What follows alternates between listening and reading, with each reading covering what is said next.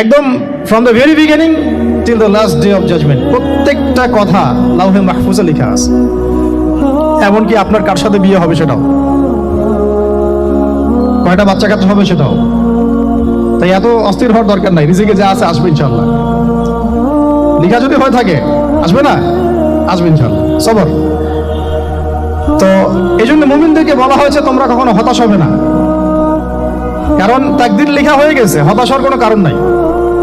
একটা প্রবণতা আমরা সমাজে দেখছি, ইয়াং জেনারেশনকে আমরা নসিহত করবো যে ভুলেও নিজের জীবনকে বিসর্জন দিতে যাবেন না। আল্লাহ রাব্বুল আলামিন আপনাদেরকে সৃষ্টি করেছেন তার ইবাদত করার জন্য এবং তার জমিনে তার দিনটাকে প্রতিষ্ঠা করার জন্য। হেলায় খেলায় আপনার জীবনটা নষ্ট করবেন না, ঠিক আছে ভাই? আল্লাহ বোঝার তৌফিক দান করেন। তো কলম সৃষ্টি করার পরে কিয়ামত পর্যন্ত সব লেখা হয়ে গেছে। এখন আমাদের এই পৃথিবীতে তো মানুষ ছিল না, ছিল? এদিকে মনোযোগ দেন। এই পৃথিবীতে কি আগে মানুষ ছিল? এই পৃথিবীতে আগে কি ছিল তাহলে বলেন? হ্যাঁ, মাশাআল্লাহ। এই পৃথিবীতে আগে কি ছিল? এখন ওরা নাই। সবার সাথেই কিন্তু একটা করে আছে, কমপক্ষে কয়টা করে? সবার সাথে কমপক্ষে একটা করে। আর কোন কোন জায়গা আছে যেখানে জিনের বড় বড় আখড়া আছে। পৃথিবীতে যে জায়গাগুলো থেকে ইসলাম বিরোধী অপতৎপরতাগুলো চলে, ওখানে জিনের আখড়া বেশি। আর কথা বুঝতে পারছেন? তো জিন জাতিকে আল্লাহ পাক ধ্বংস করে দিয়েছেন তাদের পাপের কারণে, আল্লাহ দ্রোহিতার কারণে, অবাধ্যতার কারণে।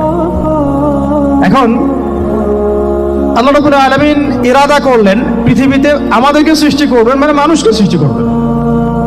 আল্লাহ পাক তার সমস্ত ফেরেশতাদেরকে একত্রিত করলেন। ঘটনাটা কিন্তু খুব ইন্টারেস্টিং।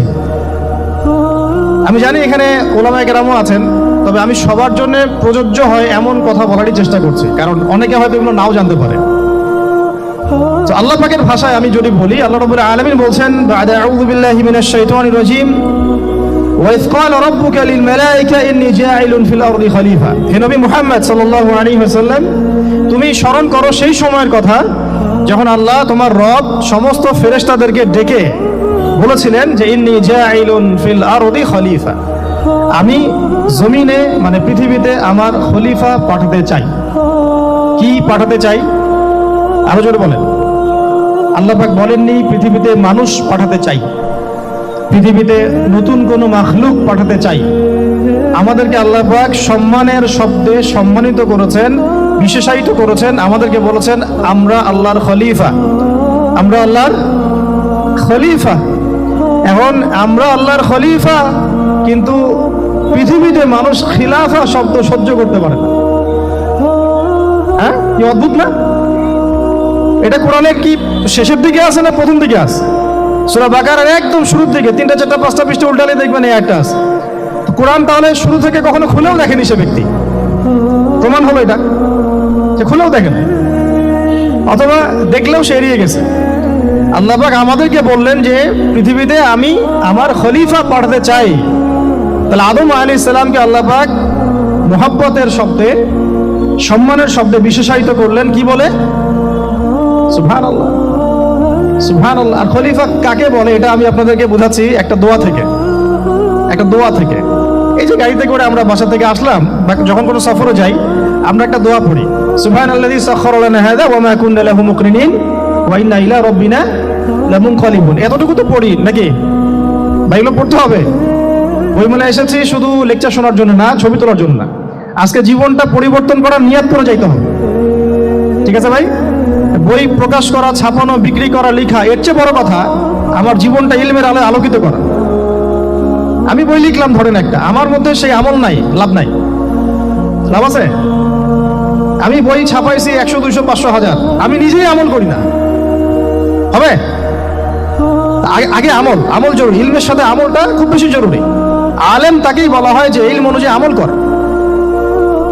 তাহলে আল্লাহ পাক বলেন লিমা তাকুলুনা মা লা তাফআলুন, তোমরা এমন কথা কেন বলো যে আমল নিজেরাই করো না? কাবুরা মাকতান ইনদাল্লাহ আন তাকুলু মা লা তাফআলুন, আল্লাহর কাছে সবচেয়ে গর্হিত একটা অপরাধ তোমরা একটা কথা বলবা কিন্তু আমল করবা না।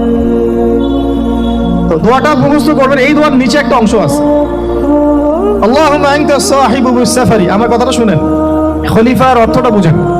অনেকে তো অনেকভাবে ব্যাখ্যা করে আর কি। আল্লাহুম্মা আনতা সাহিবু ফিস সাফারি, আল্লাহ তুমি এই সফরে আমার সাথী। সফরে বের হওয়ার সময় দোয়া করছি আমরা, আল্লাহুম্মা আনতা সাহিবু ফিস সাফারি, আল্লাহ তুমি এই সফরে আমার সাথী। ওয়াল খলিফাতু ফিল আহলি ওয়া মালি, আল্লাহ আমি তো বাসায় নাই, আমার বাসার আহাল মালের খলিফা হচ্ছে তুমি আল্লাহ। তাহলে খলিফা শব্দ দিয়ে কি বুঝলেন? আল্লাহ আমার বাসার আহাল মালের খলিফা মানে কি? আমার স্থলাভিষিক্ত তুমি আল্লাহ, আমি ওখানে নাই বাসায়, আমি সফরে বের হয়ে গেছি, আমার স্ত্রী, আমার সন্তান, আমার মাল, আমার জান, এগুলোর দায়িত্ব তোমার, তুমি খলিফা। কত চমৎকার দোয়া। তাহলে পৃথিবীতে আমি আমার খলিফা পাঠাতে চাচ্ছি, তার অর্থ কি? আল্লাহ রাব্বুল আলামিন এই পৃথিবীতে আমাদেরকে তার প্রতিনিধি বানিয়েছেন। সুবহানাল্লাহ, সুবহানাল্লাহ। তাহলে আমরা নিজেদের আত্মপরিচয় ভুলে গেলাম যে আমরা আল্লাহর প্রতিনিধি পৃথিবীতে, তাই না? আমরা এখন আব্রাহাম লিঙ্কনের পূজা করতেছি। আব্রাহাম লিঙ্কনের পূজা তো বুঝেন না আপনারা, এটা হচ্ছে ওই যে সকল ডেমোক্রেসির পূজা। আল্লাহ পাক বলছেন ওয়াল্লামা আদামাল আসমাআ কুল্লাহা, আল্লাহ বলছেন আমি আদমকে এই মহাবিশ্বের যত নাম আছে, নাউন্স, ইসম সব শিক্ষা দিয়েছি। সুবহানাল্লাহ। এই মহাবিশ্বের যত নাম, এখানে ইসম শব্দের অর্থ কিন্তু জ্ঞান। ইসম মানে কি? এখানে জ্ঞান। মহাবিশ্বের যে জ্ঞানগুলো আছে, এই জ্ঞানগুলো আল্লাহ পাক আমাদের আদি পিতাকে শিক্ষা দিয়েছেন। আমাদের আদি পিতাকে আল্লাহ নিজে শিক্ষা দিয়েছেন। সৃষ্টিগতভাবে আমরা জ্ঞানী ছিলাম না, আল্লাহ পাক আমাদেরকে জ্ঞান শিক্ষা দিয়েছেন। আমরা ফিলোসফির বইগুলো খুললে দেখবেন ওখানে বুদ্ধিবাদ নামে একটা মতবাদ আছে। মানে তারা বলে যে মানুষ সৃষ্টিগতভাবেই একজন বুদ্ধিদীপ্ত প্রাণী। এটা ভুল কনসেপ্ট। সৃষ্টিগতভাবে আমাদের মধ্যে জ্ঞান ছিল না, আল্লাহ পাক আমাদেরকে জ্ঞান শিক্ষা দিয়েছেন। কথা বুঝতে পারছেন? একটা মতবাদ তাদের আছে অভিজ্ঞতাবাদ, মানে মানুষ অভিজ্ঞতা থেকেই শিখে। আরেকটা আছে সমন্বয় মতবাদ, আপনারা তো এগুলো অনেকে পড়েছেন হয়তো।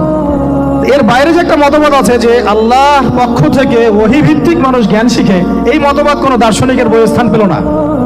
কি আফসোস, কি আফসোস। অথচ মুসলিম হয় দার্শনিক তারা। আমরাও পড়েছি ভাই 4 বছর এই কারণে গেলে। কি আফসোস, আল্লাহ পাকের ওহীর পক্ষ থেকে যে জ্ঞান আসতে পারে এইটা কনসেপ্টই নাই। অথচ এখানে কোরআনে আল্লাহ পাক বলছেন ওয়াল্লামা আদামাল আসমাআ কুল্লাহা, আমি আল্লাহ আদমকে সমস্ত নাম শিক্ষা দিয়েছি। সুবহানাল্লাহ। এরপরে এই যে জ্ঞান আদম আলাইহিস সালামকে আল্লাহ পাক শিক্ষা দিলেন, এর ফলশ্রুতিতেই আল্লাহ পাক বললেন যে ওয়াইয কুলনা লিল মালায়েকা উসজুদু লি আদম, হে ফেরেশতারা তোমরা এখন আদমকে সিজদা করো। কি ফেরেশতাদেরকে দিয়ে আল্লাহ পাক আমাদের পিতাকে সিজদা করালেন কিসের মানদণ্ডে? কিসের কারণে? জ্ঞানের কারণে। জ্ঞানের কারণে ফেরেশতাদেরকে আল্লাহ পাক বললেন যে এই নামগুলো বলে দাও তো তোমরা। তারা বলতে পারলো না, তারা বললো লা ইলম আল্লাহুম্মা লা ইলমা লানা ইল্লা মা আল্লামতানা, আল্লাহ আমাদের তো সেই জ্ঞান নাই, শুধু ওইটুকু জ্ঞান আছে যা আপনি আমাদেরকে শিখিয়েছেন। তখন আল্লাহ পাক বলেছিলেন যে আমি যা জানি তোমরা তা জানো না, আমি কি বলি নাই যে আমি আসমান জমিনের গায়েবের সব খবর জানি? তখন আল্লাহ বললেন যে তোমরা সবাই সিজদা করো আদমকে। তাহলে আমাদের পিতাকে খলিফা করা হলো, জ্ঞান শেখানো হলো, আল্লাহ পাক নিজে শেখালেন, ফেরেশতার মণ্ডলীদের দিয়ে সিজদা পর্যন্ত করালেন। কিসের মানদণ্ডে? আরো আসতে বলেন, জ্ঞানের মানদণ্ড। এখন যদি আমরা একটু প্রশ্ন ছুড়ে দেই নিজ নিজ বিবেকে, আমরা কি সেই ওহীর 10টা সূরাও শিখেছি? 10টা পারা কি পড়া হয়েছে কখনো? 10টা সূরারও কি অর্থ জানি? অনেকে তো 10টা আয়াতের অর্থ জানি না। আমরা কি সেই ওহীর 10টা হাদিস শিখেছি? তাহলে আমরা কোথায় সম্মান খুঁজতেছি? পশ্চিমাদের কাছে? বলেন।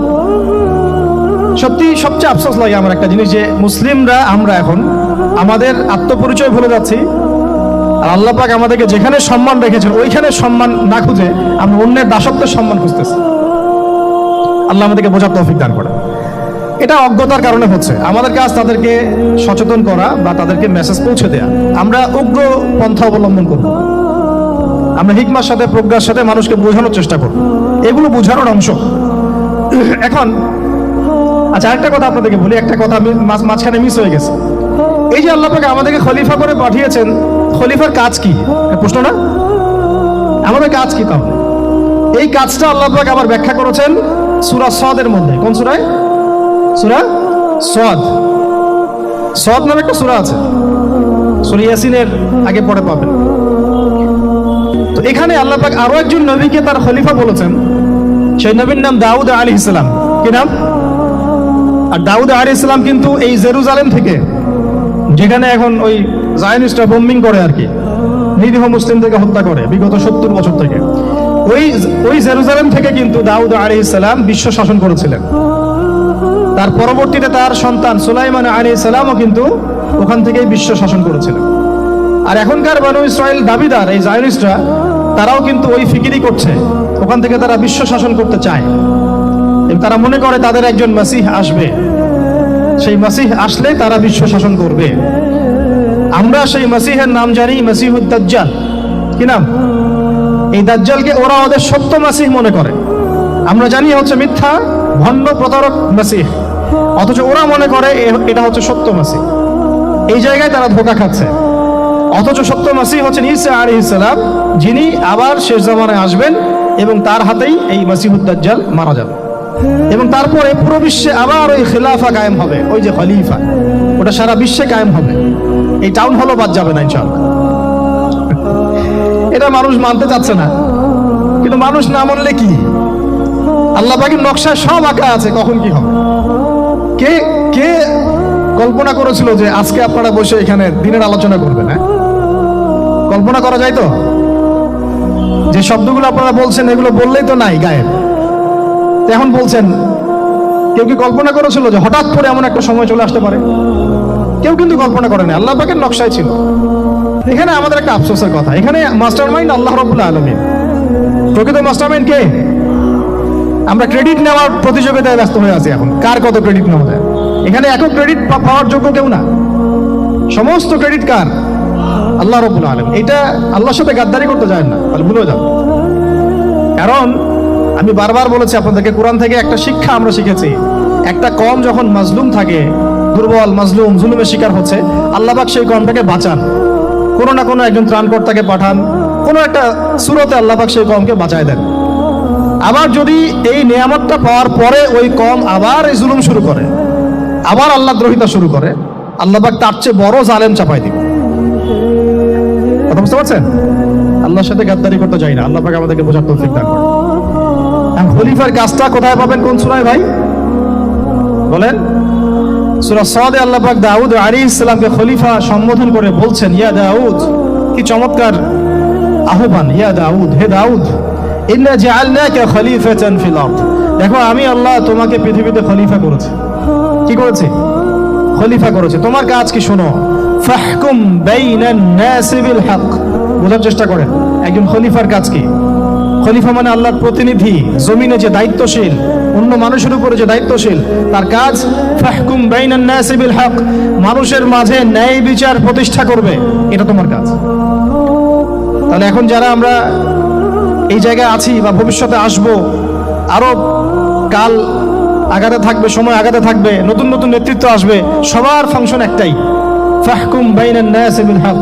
আমাদের কাজ হবে মানুষের মাঝখানে কি করা? ন্যায় বিচার, বিচার ফয়সালার ক্ষেত্রে ইনসাফ করা, ন্যায় বিচার করা। ন্যায় বিচার তো এখন জাদুঘরে আছে নাকি? হ্যাঁ, কোন কোন ক্ষেত্রে আমরা চাই না যে ন্যায় বিচার জাদুঘরে যাক, আমরা চাই আবারও ন্যায় এবং সাম্যের সমাজ প্রতিষ্ঠা। ইনশাআল্লাহ এরপর থেকে আমরা কোনো অন্যায় সহ্য করব না। ইনশাআল্লাহ এরপর থেকে আমরা কোনো জল্লাদতন্ত্র কায়েম করতে দিব না। আমাদের যা আছে তাই নিয়ে প্রতিবাদ হবে ইনশাআল্লাহ। কারণ এখনকার প্রজন্ম প্রতিবাদের ভাষা বুঝে। এখন যদি আপনারা আবার সেই প্রাচীন জুলুমের তন্ত্রে মন্ত্রে ফিরে যান, তাহলে আল্লাহর গজব চলে আসবে, বড় গজব। তো খলিফার কাজ কি ভাই? কি কাজ বললাম বলেন? মানুষের মাঝখানে ন্যায় বিচার প্রতিষ্ঠা করা। আচ্ছা, আরো আছে, আরো আছে, আয়াত শেষ হয় নাই। আল্লাহ পাক বলছেন, ওয়ালা তাত্তাবিউল হাওয়া। ন্যায় বিচার করতে গিয়ে নিজের দাসত্ব মানে প্রবৃত্তির অনুসরণ করো না। ন্যায় বিচার করতে গিয়ে নিজের প্রবৃত্তির অনুসরণ করো না, মন গড়া বিধানের অনুসরণ করো না। আমার মামা, আমার চাচা, আমার খালু পার করে দিও না। প্রবৃত্তির অনুসরণ মানে কি? মন যাচাই তাই করো না। ন্যায় বিচার করতে গিয়ে আল্লাহ পাকের বিধান মেনে চলো। কারণ সূরা মাইদাতে আল্লাহ পাক বলেছেন, আয়াত নাম্বার 44, 45, 47-এ, ওয়া মান লাম ইয়াহকুম বিমা আনজালাল্লাহ ফাউলাইকা হুমুল কাফিরুন। যারা আল্লাহ পাকের হুকুম অনুযায়ী বিচার ফয়সালা করে না, তারা কাফির।